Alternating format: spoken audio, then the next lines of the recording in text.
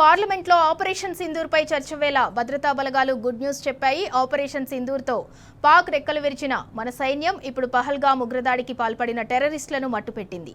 జమ్మూ కాశ్మీర్లో ముష్కర్లను చెక్ పెట్టింది. శ్రీనగర్లోని దాచిగమ్ national park సమీపంలో జరిగిన ఎన్కౌంటర్లో 3 పహల్గామ్ ఉగ్రవాదులు హతమయ్యారు. ఇంకా హర్వాన్లో భద్రతా బలగాలు ఉగ్రవాదుల మధ్య ఎదురుకాల్పులు కొనసాగుతున్నాయి.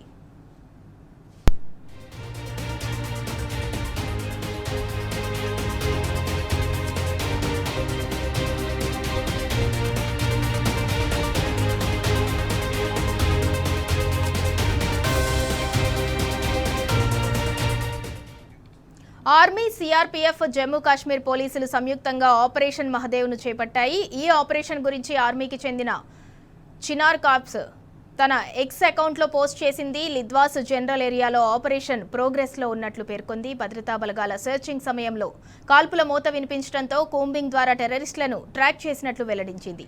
ఇదే ప్రాంతంలో దాక్కున్న 3 ఉగ్రవాదులను హతమార్చినట్లు తెలుస్తోంది. ఇక ఎన్కౌంటర్ అనంతరం డ్రోన్ల ద్వారా మృతదేహాలను గుర్తించారు అధికారులు. మృతుల్లో పహల్గామ్ తీవ్రవాదులున్నట్లు ధృవీకరించారు. అయితే పార్లమెంట్లో చర్చకు ముందు జరిగిన ఆపరేషన్ మహదేవ్ పై అనుమానాలు వ్యక్తమవుతున్నాయి.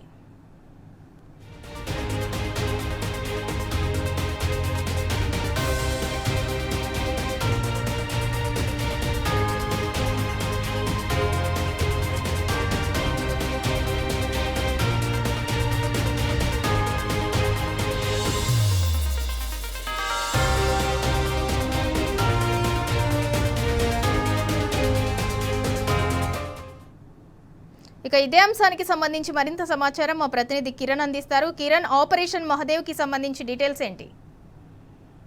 పహల్గామ్ దాడి నేపథ్యంలో